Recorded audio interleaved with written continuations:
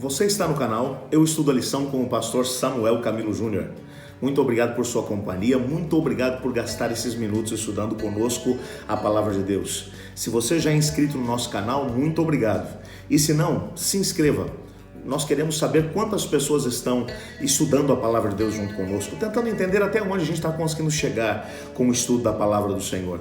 Então se inscreva e ao mesmo tempo convide seus amigos para poderem se inscrever também. Mesmo você que tenha acompanhado o estudo através do WhatsApp, através do Instagram ou através do Facebook, tá ok? Nós queremos que você dê uma chegadinha lá no YouTube e se inscreva no canal para podermos saber quem você é. Hoje é segunda-feira, dia 13 de abril, e o tema que estudaremos na nossa lição da Escola Sabatina será Jesus e a Lei. Existem alguns textos que vão ser apresentados logo na introdução do nosso guia de estudos hoje, e eu gostaria de gastar um tempo lendo com vocês. O primeiro deles é Mateus 5, versos 17 a 20, aonde Jesus está dizendo, ele diz assim: não penseis que vim revogar a lei e os profetas, não vim para revogar, vim para cumprir. Porque em verdade vos digo, até que o céu e a terra passem, nenhum i ou um tio jamais passará da lei, até que tudo se cumpra. Aquele, pois, que violar um desses mandamentos, posto que dos menores, e assim ensinar os homens, será considerado mínimo no reino dos céus. E aquele, porém, que os observar e ensinar, esse será considerado grande no reino dos céus. Porque vos digo que, se a vossa justiça não excederem muito a dos escribas e fariseus, jamais entrarei no reino dos céus. E Jesus é muito claro ao mencionar aqui nesse texto algumas coisas. Primeiro, a primeira coisa que ele está dizendo, ele não veio para revogar, ou seja, para poder destruir, para colocar abaixo, para pisar a pés a lei e os profetas. Nós vamos aqui compreender essa questão da lei e os profetas, ok? Quando falamos da lei, esse termo aqui, ele não representa apenas os 10 mandamentos. Ele representa os 5 primeiros livros de Moisés, a Torá, Gênesis, Êxodo, Levítico, Número e Deuteronômio. Esses 5 primeiros livros eram chamados de a lei, ou a Torá, os ensinamentos. Os profetas eram todos os demais livros do Antigo Testamento. Eles podiam ser assim também compreendidos. O que Jesus está dizendo é assim, ó, eu não vim para poder revogar o que o Pentateuco ou o que o restante do Antigo Testamento diz. Não foi para isso que eu vim para poder cumprir aquilo que está escrito na lei. Eu vim para poder viver esses princípios. Eu vim para poder trazer vocês de volta para a lei. O que estava em voga aqui nessa situação? Os líderes religiosos do tempo de Jesus haviam feito uma coisa muito difícil. Só para você poder compreender isso, volta um pouquinho comigo no tempo. Você se lembra que no trimestre retrasado ainda, quando estudamos sobre Esdras e Neemias, nós vimos que quando Esdras e Neemias eles retornam para poder reconstruir o país de Judá, uma das grandes dificuldades que o povo tinha era de ser fiel à palavra de Deus. E eles fizeram um trabalho tão bem feito com o povo que eles conseguiram curar o povo da idolatria.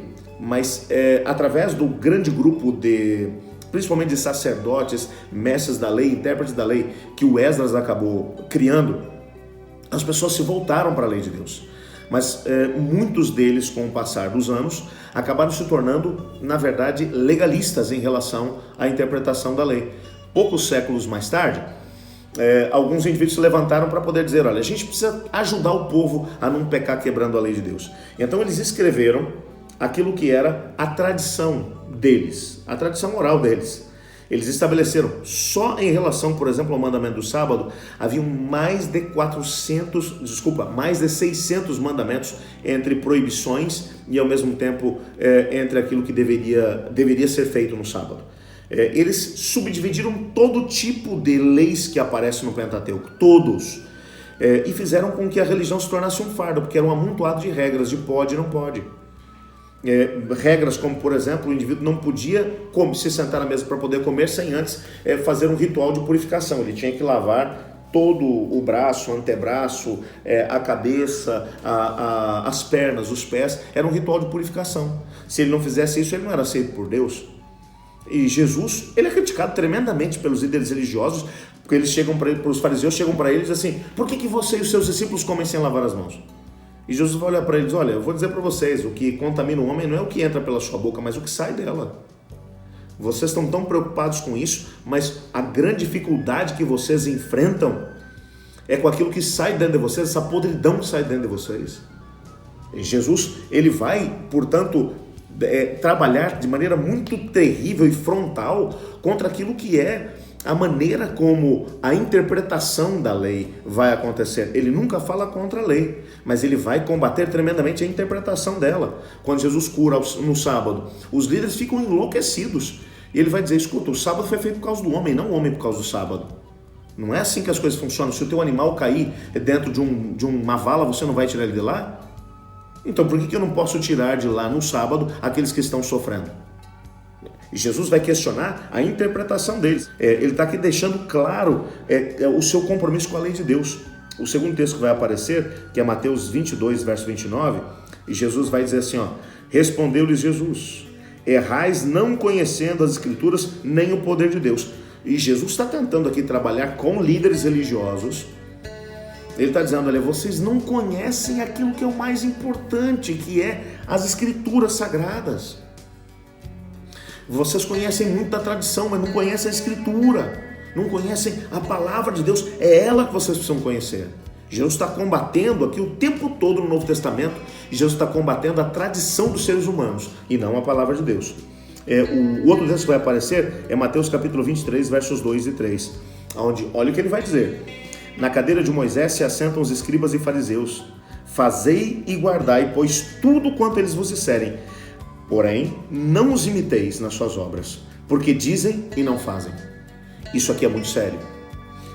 Jesus aqui vai endossar o que eles diziam a respeito da palavra de Deus. Vai endossar. Mas olha, eles falam muito sobre a lei de Deus. Quando eles falam sobre a lei de Deus, façam o que eles estão dizendo, mas não imitem o que eles estão fazendo. Por quê? Porque eles conhecem, mas ao invés de obedecer a palavra de Deus, eles seguem os ensinamentos dos homens. Não há nada mais perigoso na perspectiva de Cristo do que seguir a tradição. Há um quarto texto que vai aparecer no nosso guia de estudos hoje, que é Mateus 22, versos 37 e 40, quando um homem, um intérprete da lei, chega diante de Jesus e pergunta para ele como é que ele pode, como é que ele resume os mandamentos de Deus. E Jesus responde no versículo 37 dizendo, amarás ao Senhor teu Deus de todo o teu coração, de toda a tua alma, de todo o teu entendimento. Esse é o primeiro grande mandamento. O segundo, semelhante a esse, é amarás ao teu próximo como a ti mesmo. Desses dois mandamentos dependem toda a lei e os profetas. Algumas pessoas querem olhar para esse texto e dizer que Jesus estava aqui estabelecendo um mandamento novo. Mas na verdade eu quero que você compreenda. Primeiro, ele está conversando com o intérprete da lei. Era um cara que era especialista em lei. Então, se Jesus falasse alguma coisa que não estivesse de acordo com aquilo que estava escrito, o indivíduo teria nitidamente destruído Jesus. Porque qual era a grande preocupação desses indivíduos em relação a Cristo? Primeiro, Jesus não tinha estudado em nenhuma escola rabínica. Então, ele não era graduado, ele não tinha formação básica nas escolas rabínicas, ou seja, nem faculdade, nem mestrado, nem pós-doutorado, ele não tinha nada, ele não tinha estudado na escola rabínica. Então agora a grande questão esse indivíduo queria expor Jesus, mostrar que ele não sabia nada. E ele pergunta, Senhor, qual é o maior mandamento da lei de Deus? E Jesus, quando responde, o indivíduo inclusive depois vai dizer, você respondeu bem, Jesus, parabéns, você está certo mesmo. Por quê? O que Jesus está dizendo? Havia uma crença rabínica naqueles dias em que eles diziam assim, olha, os mandamentos, isso não foi invenção de Jesus, era coisa dos judeus. Se você for na Mishnah e ao mesmo tempo no livro das tradições dos judeus, você vai encontrar exatamente isso que eu estou te dizendo. Os mandamentos eles eram divididos em duas subdivisões. Os primeiros 4 mandamentos eram conhecidos como amor a Deus sobre todas as coisas. Quando você obedecia os primeiros 4 mandamentos, que diziam respeito à relação do homem para com Deus, você estava amando a Deus sobre todas as coisas. Os últimos 6 mandamentos, que diziam respeito ao relacionamento do ser humano com o seu próximo, quando você guardava esse mandamento, você estava demonstrando amar ao próximo. E Jesus só vai pegar isso que era um conhecimento daquele tempo. Ele está dizendo, olha, dentro da tradição de vocês tem um negócio que está certo. Primeiro mandamento, ame a Deus sobre todas as coisas. O segundo, ame ao próximo como a si mesmo. Há um texto que vai aparecer aqui no nosso guia de estudos, e com ele eu quero terminar, que é do livro Parábolas de Jesus, nas páginas 39 e 40, que diz assim, Cristo apontava as Escrituras como de autoridade inquestionável e devemos fazer o mesmo. A Bíblia deve ser apresentada como a palavra do Deus infinito, como o termo de toda polêmica e o fundamento de toda fé. É a Bíblia que tem que servir como base. A Bíblia, toda ela, sem extrair absolutamente nada, porque toda a Escritura é inspirada por Deus, disse já o apóstolo Paulo. E Jesus Cristo seguiu esse princípio.